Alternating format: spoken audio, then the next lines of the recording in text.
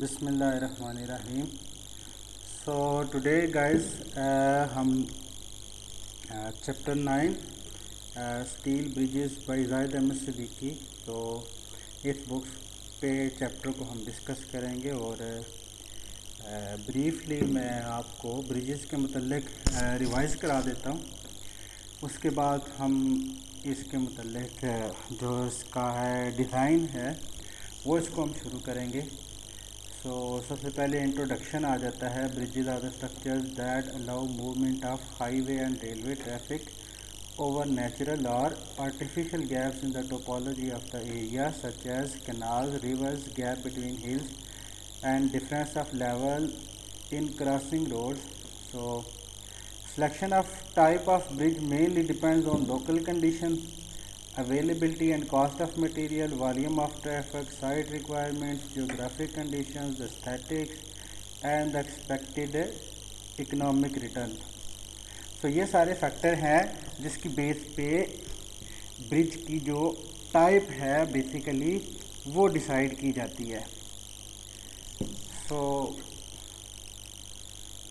The design of bridge is further influenced by the required clearances, erection possibilities, foundation choices and hydraulic characteristics of the stream if one is involved। ये हम सारा पहले ही discuss कर चुके हुए हैं lecture में। ये उन के लिए मैं रिवाइज कर रहा हूँ दोबारा, जो मतलब क्लासेस पहले नहीं ले चुके। उनके लिए एक मैं ब्रीफ इंट्रोडक्शन दोबारा से दे रहा हूँ। For example, a longer span may become economical in case the piers are very expensive to construct। longer span आप चूज़ कर सकते हैं कि जहाँ पे आपको piers जो कॉलम्स हैं वो उनको कंस्ट्रक्ट करने के लिए जो आपकी कॉस्ट है वो बहुत ज़्यादा आ रही है। There are many structural differences between a building and bridge।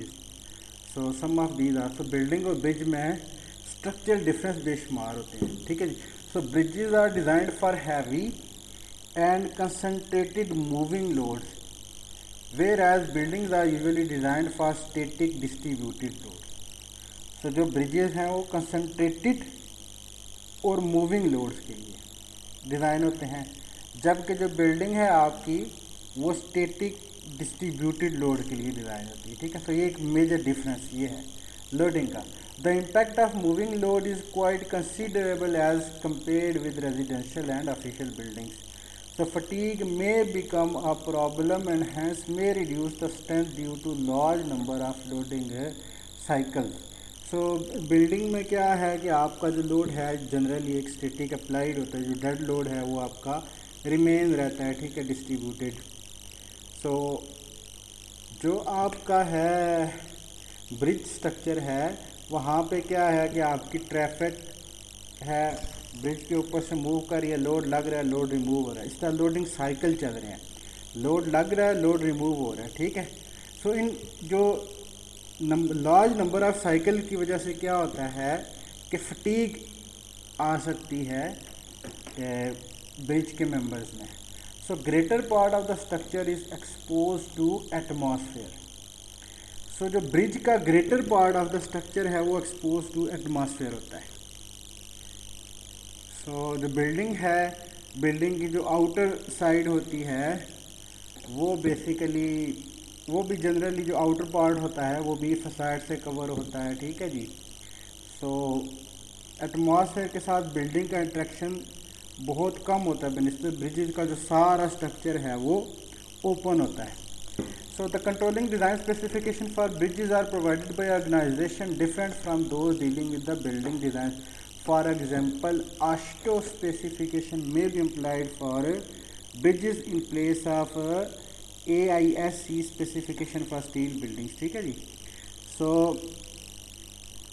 AASHTO की स्पेसिफिकेशन जनरली ब्रिजेस के लिए हम यूज़ करते हैं, और जो बिल्डिंग्स के लिए जो स्पेसिफिकेशन है वो AISC की करते हैं स्टील बिल्डिंग्स के लिए, ठीक है जी। यहाँ पे हम स्टील ब्रिज को कंसीडर करें, इसलिए हम स्टील के मतलब ही बात करेंगे। Steel bridges are classified depending on their use into the following categories. Following categories हैं जी स्टील ब्रिजेज की। फुट और pedestrian bridge use to carry pedestrian traffic, bicycles और small hand driven cars. So जो आपने देखा है रोड के ऊपर सम टाइम होता है क्रॉसिंग ब्रिजेस बने हुए होते हैं, ठीक है जी। सो उसके इसमें इस तरह हाईवे ब्रिजेस आ सकते हैं, रेलवे ब्रिजेस आ सकते हैं, combined highway and railway bridges कि एक ही ब्रिज के ऊपर जो है वो दो लाइंस रेलवे की जाती हैं और उसके पैरेलल ही आपकी एक ही ब्रिज के ऊपर रेलवे और हाईवे दोनों होती हैं। A bridge that enables one from land communication over the other called over bridge. So आपकी जो है जिस तरह फ्लाई ओवर की बात हो रही है, ठीक है जी। सो एक के ऊपर जब एक रोड के ऊपर जब आप दूसरी रोड क्रॉस करना चाहते हैं तो टू आइड सिग्नल और आप क्या करते हैं फ्लाई ओवर कंस्ट्रक्ट करते हैं। तो वो क्या करता है एक पार्ट ऑफ द लैंड को दूसरे पार्ट के साथ कम्युनिकेट करने के लिए आप फ्लाई ओवर या ब्रिज की टाइप इंट्रोड्यूस कराते हैं। देन आ जाता है deck of bridge. A deck is the actual carriageway of the bridge consisting of a concrete or orthotropic slab and varying surface. Stringers and floor beams are also present for larger decks in addition to the slab. In case of longer bridges, the deck is supported over the longitudinal main members. Depending upon the position of the longitudinal supporting elements with respect to the deck, the bridge may be deck type और through type. सो दो चीज़ें यहाँ पे आ गई।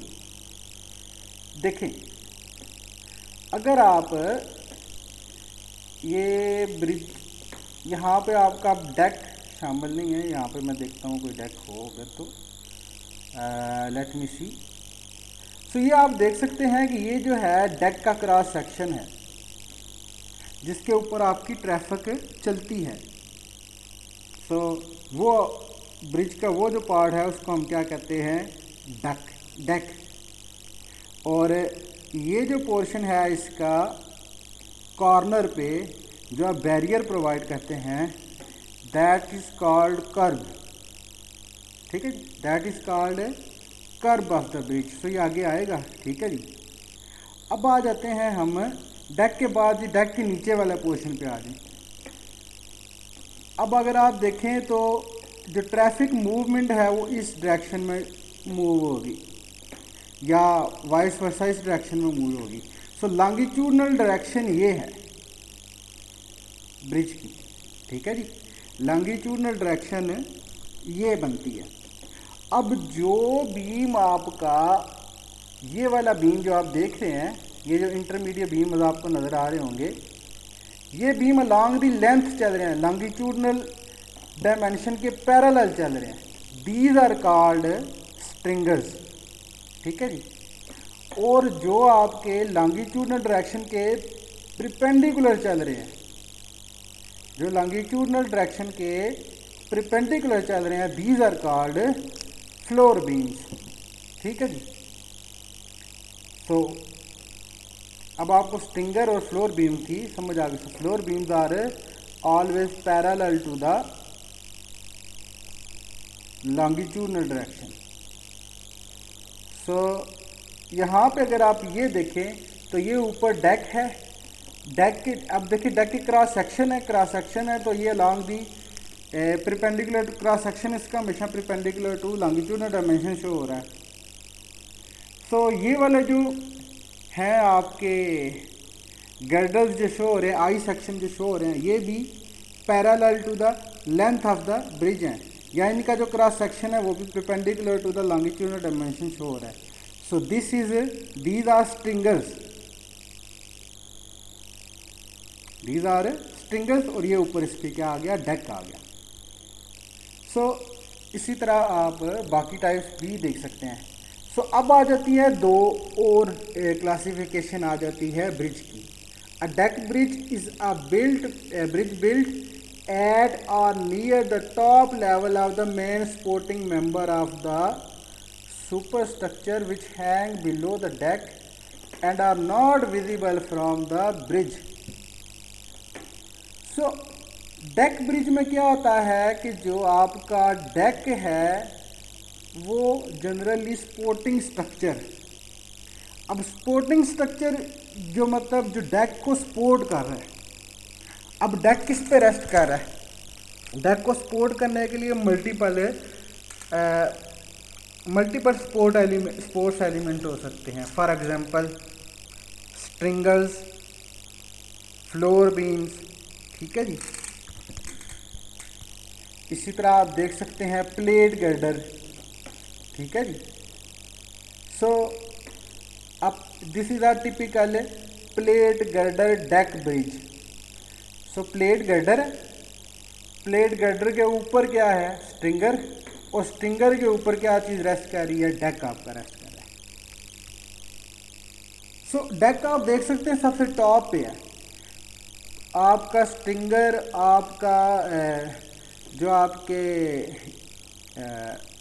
Plate girder हैं, ये सब आपके डेक से क्या है, नीचे हैं। तो जब ड्राइवर, जब कोई भी पर्सन, ह्यूमन और ड्राइवर जब ब्रिज के ऊपर होगा तो उसको सपोर्टिंग एलिमेंट नज़र नहीं आएगा। This is called a deck bridge. एक डेक ब्रिज में जो डेक ऑफ द ब्रिज होता है वो सपोर्टिंग एलिमेंट के टॉप पे होता है, और ऑन द ब्रिज जो सपोर्टिंग एलिमेंट्स है कैन नॉट बी विजिबल, ठीक है जी। तो उसको आप देख नहीं सकते। दूसरी टाइप आ जाती है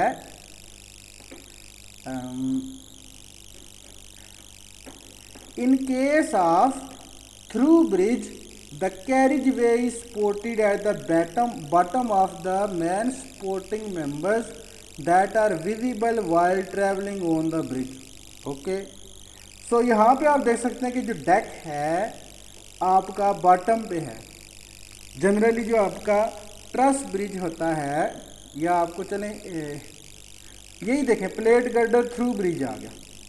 अब यहाँ पे देखें ये डेक है आपका, जब आप डेक के ऊपर गाड़ी गुजरेगी तो ड्राइवर को क्लियरली क्या है, जो प्लेट गर्डर है, जो सपोर्टिंग एलिमेंट है वो विजिबल होगा उसको। इस केस में आप देख सकते हैं जो डेक है एट द बॉटम सपोर्ट कर रहा है, ठीक है जी। प्लेट गर्डर के बॉटम पे डेक क्या कर रहा है, सपोर्ट कर रहा है। So this type is called through bridge. तो ये प्लेट गर्डर ब्रिज है तो प्लेट गर्डर थ्रू ब्रिज आ जाएगा। ये भी प्लेट गर्डर ब्रिज है तो ये प्लेट गर्डर डेक ब्रिज आ जाएगा।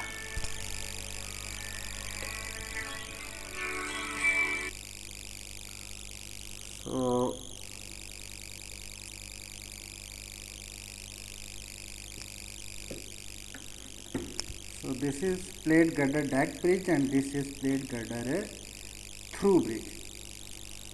So ये आपका ट्रस देखें, ट्रस और डेक जो है वो नीचे है आपका, तो ये भी आपका जो है टिपिकल ट्रस थ्रू ब्रिज है। किसमें से भी आपको ट्रस, जब रोडवे पे आप गुजरेंगे तो आपको ट्रस नज़र आएगी। सो ये पे फ्लोर बीम और स्ट्रिंगर एक्सप्लेन किए गए हैं, ठीक है जी। So truss through bridges are the bridges. So types of steel bridges. Truss through bridges are the bridges where the deck is supported on the lower chord of the truss. The upper chord of the two longitudinal side truss is braced and the traffic moves through the trusses and top transverse braces. Okay. A fixed bridge permanently remains in one position, whereas one or more parts of a movable bridge are made movable to allow the vessel to pass through the stream underneath in case sufficient clearance is not available. So यहाँ पे आपको कहीं पे हम moving bridge का भी दिखा देते हैं। So this is line diagram of vertically movable bridge. So in some case क्या है, आप जो डेक है उसका सपोर्टिंग एलिमेंट के समेत आप क्या कर सकते हैं, उसको लिफ्ट कर सकते हैं। तो नीचे से आपका जो शिप है, शिप वगैरह है, वो आपका पास कर सकता है और बाद में इसको वापस डाउन करके आप ट्रैफिक के लिए खो सकते हैं। या ब्रिज को टेम्परेरीली बंद भी करना हो तो आप इसको लिफ्ट अप कर सकते हैं। So this is a vertically movable bridge. So next आ जाते हैं जी हम. So the main supporting element of a steel bridge may be rolled beams. ठीक है जी, मे बी रोल्ड बीम्स मतलब जो जनरल सेक्शंस आपके पास अवेलेबल होती हैं फैक्ट्री में, हार्ड रोल्ड स्टील. ठीक है जी, जैसे आई सेक्शन हो जाते हैं, चैनल सेक्शन हैं, जो गर्डर हैं आपके. ठीक है जी, जो बने बनाए आपको मिलते हैं. इसी तरह plate girders, plate girder different plates को आप क्या करते हैं, आपस में कनेक्ट करते हैं. सो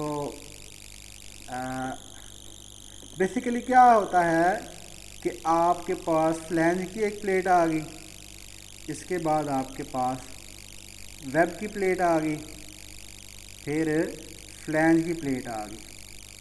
इसके बाद इनको आप एंगल के साथ या कनेक्टिंग प्लेट के साथ आप क्या करते हैं, कनेक्ट करते हैं. सो रिवर्ट बोल्ट के साथ भी आप कनेक्ट कर सकते हैं, वेल्ड भी कर सकते हैं. ठीक है जी. सो आप देख सकते हैं कि कनेक्टिंग प्लेट के साथ वेब और फ्लैंज क्या हैं, इसी तरह फ्लैंजेस को आप प्लेट के साथ भी कनेक्ट कर सकते हैं. ठीक है जी. सो ये बेसिकली क्या है, प्लेट फ्लैंज की आ जाएगी आपकी,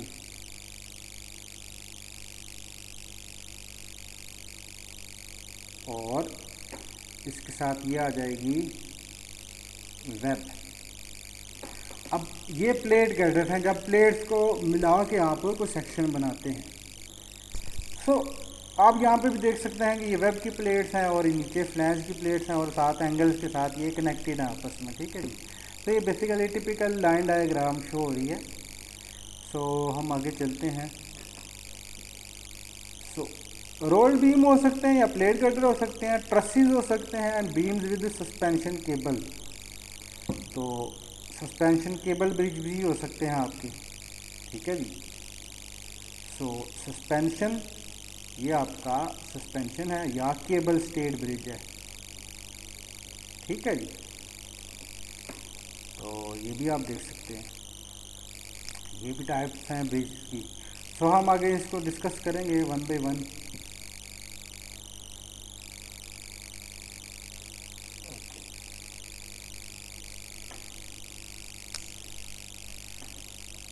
देन आ जाता है जी, rolled beam in non composite bridges में be use for spans up to 28 metre.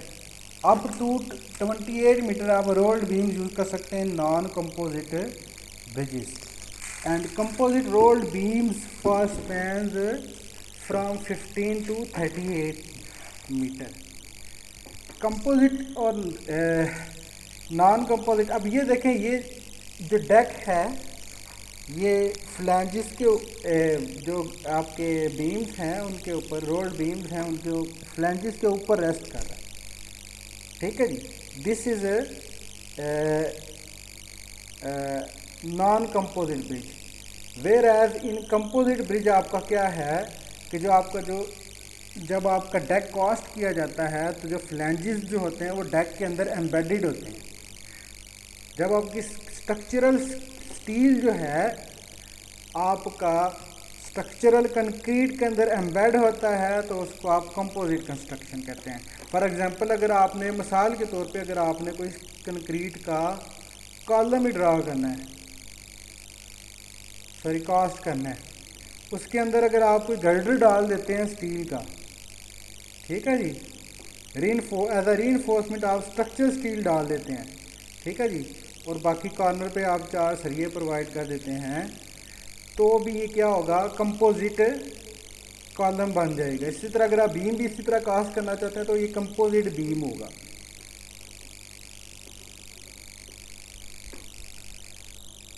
तो इस केस में क्या है कि जो रिजिडिटी है वो इंक्रीज होती है और जो लोड कैरिंग कैपेसिटी है स्ट्रक्चर की वो भी क्या होती है, इंक्रीज हो जाती है in case of composite. So next हम चलते हैं जी। Plate girders for span from 25 to 45 meter and box girders are economical for span from 45 to 75। सो इनके दरमियान इकोनॉमिकल रेंज बताई जा रही है कि अगर आपके पास इतना स्पैन हो तो आपके पास इकोनॉमिकल सॉल्यूशन ये वाला बनेगा। सो अब plate girder or box girder में थोड़ा सा डिफरेंस है। लेट मी सी कि बॉक्स गर्डर हमें कहीं पे नज़र आ जाए, चलेंगे।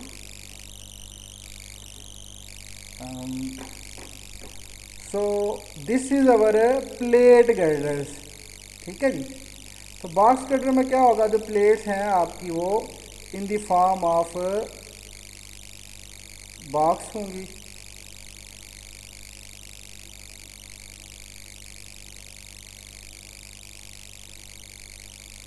और वो फर्दर कनेक्टेड होंगी एंगल प्लेट के साथ।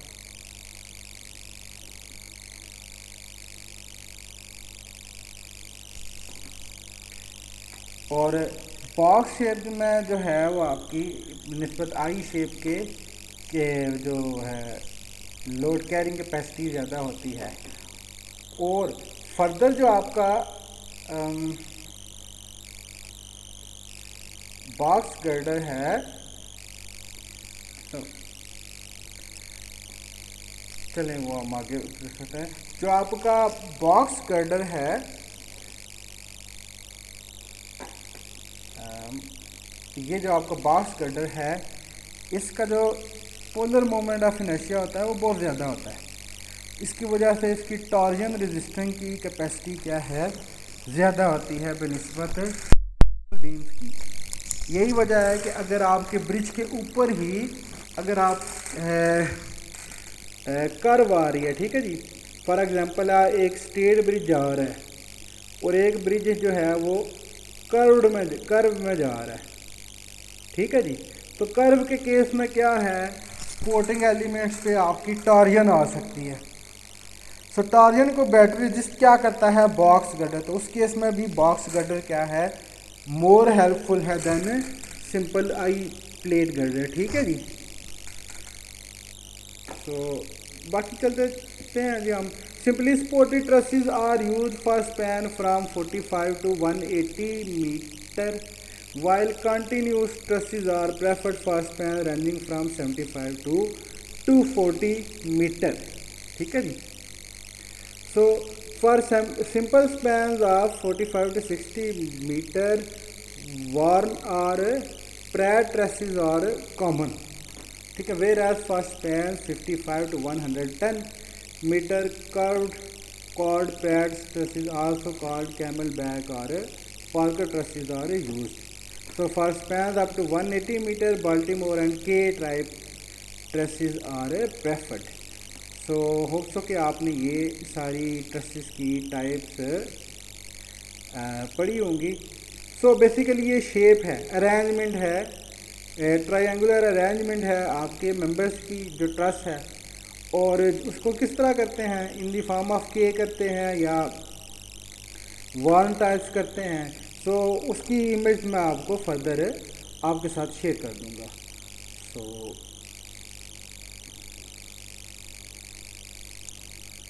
Semi through bridge, semi is a type of truss bridge in which no bracing is provided above the traffic connecting two top chords of the two opposite trusses. If the roadway lies between the top and bottom cords and no room is left for the overhead bracing, the bridge is to be a half through or a pony bridge. Okay. So let us see if this type of bridge is given. No. Well इसकी भी मैं आपको image आपके साथ share कर दूंगा, ठीक है जी।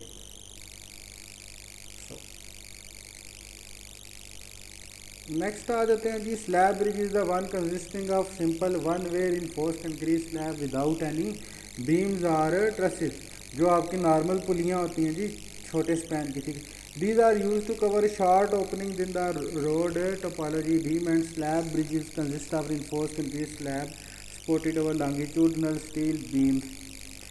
These beams may either be present at the two edges only or more may be provided in the central width of the deck.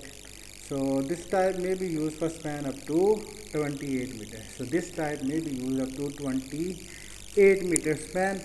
Okay ji, so आगे कंपोजिट बड़ा पढ़ा चुका हूँ जी आपको। प्लेट गर्डर भी बता दिया है, प्लेट गर्डर थ्रू ब्रिज भी है और ये प्लेट गर्डर डेक ब्रिज है।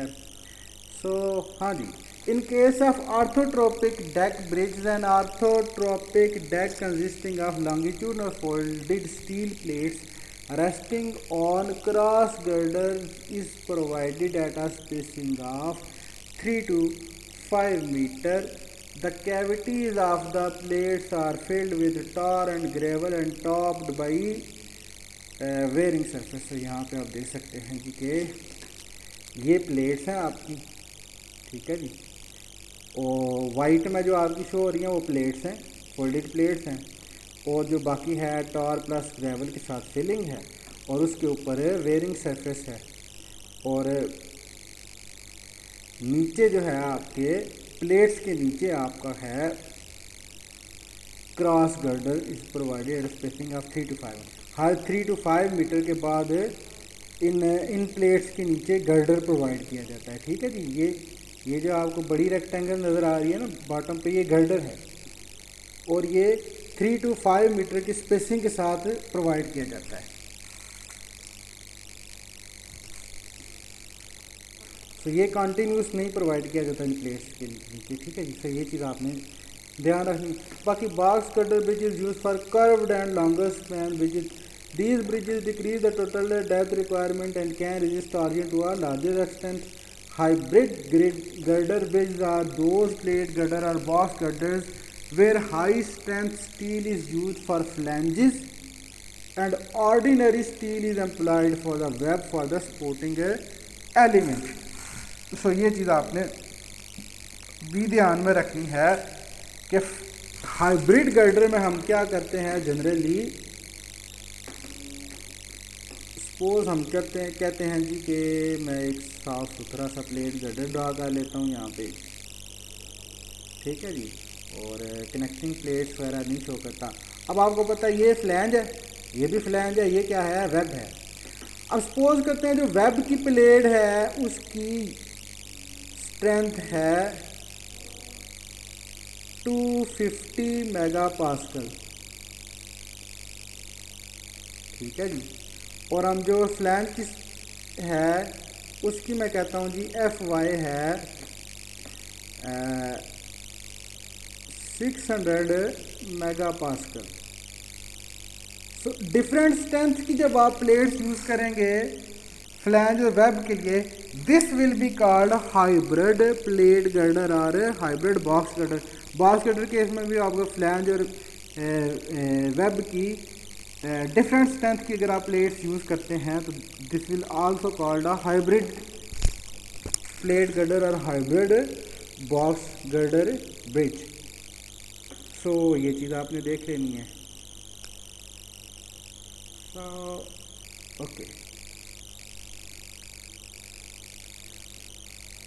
so for spans in excess of 160 meter, suspension or cable stayed bridge may become economical.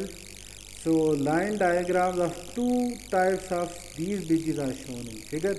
So this is called suspension bridge, this is called cable stayed bridge. So in many cases when the length of the bridge is larger, 2 or more spans may be constructed to get a continuous bridge, which become an economical solution. To provide clearances for navigation, bridges that are movable in horizontal and vertical planes may be used. One type of movable bridge is diagrammatically shown. Okay, one type of move. So pre-stressed steel bridges shown in figure, okay जी, आपको pre-stressed steel bridges shown है। Example of pre-stressed continuous bridge girder, तो ये एक example show हुई है आपको जी, ठीक है जी। देन आ जाता है advantages of steel beam bridges. So steel is a high quality, homogeneous and isotropic material that is perfectly elastic up to its yield point. It has equal and high strength in tension and compression. The material remains uncracked and exhibits appreciable ductility. Ductility भी ज़्यादा होती है tension और compression में। Equal strength है, ठीक है जी। Loading आ गई तो भी क्या है, क्रैक नहीं करेगा बल्कि बेंड करेगा, ठीक है जी। कंक्रीट क्रैक हो जाता है इसकी। और स्टील हाई क्वालिटी होता है, होमोजीनियस एक ही मटेरियल होता है, आइसोट्रोपिक, और तमाम डायरेक्शन में इसका बिहेवियर सेम होता है। That is perfectly elastic up to yield point. Up to yield point ये परफेक्टली इलास्टिक भी होता है, ठीक है जी। मतलब अप टू यील्ड पॉइंट्स पे लोड लगेगा, डिफ्लेक्शन शो करेगा, लोड रिमूव होगा, वापस अपनी ओरिजिनल पोजीशन पे आ जाएगा, ठीक है जी। सो ये सारी चीज़ें आपको पता है। So lesser construction time compared with reinforced and prestressed concrete bridges reduce the overall cost. So जल्दी जल्दी आप इसको बना सकते हैं कि आपके पास मेंबर्स अवेलेबल हैं, तो आपने ऑन साइड क्या करना है, जोड़ना ही है, ठीक है जी। So the basic skeleton of steel bridges may very easily be erected over a various gaps in a natural surface। सो छोटी सी क्रैन लें और जो गर्डर हैं वो उनको आप किसी भी तरह की जगह पे आप क्या कर सकते हैं, इजीली प्लेस कर सकते हैं। तो कंक्रीट के जो मेंबर होते हैं वो टू मच हैवी होते हैं, तो उनको इरेक्शन अगर किसी जगह बहुत ज़्यादा प्रॉब्लम आ रही हो तो आपको इरेक्शन करने में स्टील जो है वो आप इजीली उसको असेंबल कर सकते हैं। Due to lesser self weight of the bridges the foundation cost is also reduce. तो ये बड़ा मेन इम्पोर्टेंट है कि ब्रिजेस के केस में फाउंडेशन जो है वो बहुत इम्पोर्टेंट है, बिकॉज आपको पियर बनाना है, पियर के नीचे आपको पाइलिंग करनी पड़ती है, बोरिंग है, ड्रिलिंग है। सो बहुत ज़्यादा अगर लोड होगा तो उसको ट्रांसफ़र करने के लिए आपको पाइल्स भी बहुत डीप करनी पड़ेंगी, ठीक है जी।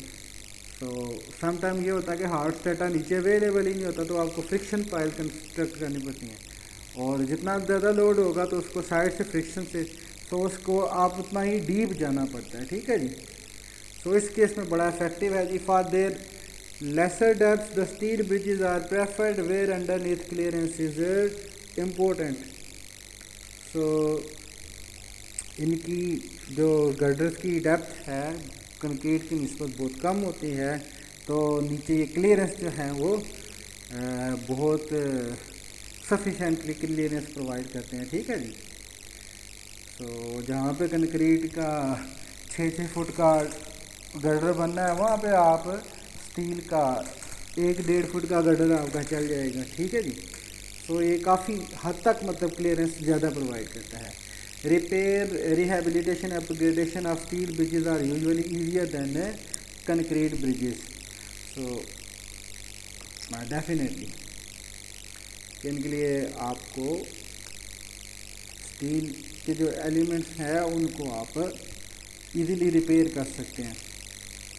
तो समटाइम जो आप नीचे वाला जो सपोर्टिंग एलिमेंट है अगर स्टील का है, तो आप डेक को रिमूव किए बगैर भी आप उसको रिपेयर कर सकते हैं। बट समटाइम्स होता है कि आपका कंक्रीट ब्रिज अगर उसमें डैमेजेस आ गए तो आपको समटाइम डेक रिमूव करके रिपेयर करके दोबारा से आपको डेक कंस्ट्रक्ट करना पड़ता है। So these are some major difference, ठीक है जी। सो अब आ गई जी बेसिक डेफिनेशंस। तो सी के हमारी क्लास भी कितने मिनट तक की चल चुकी है, तो 34 minute 25 second.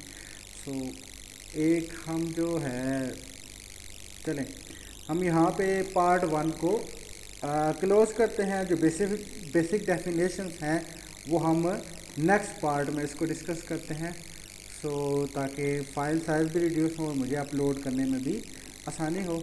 So see you in the next part. Allah Hafiz.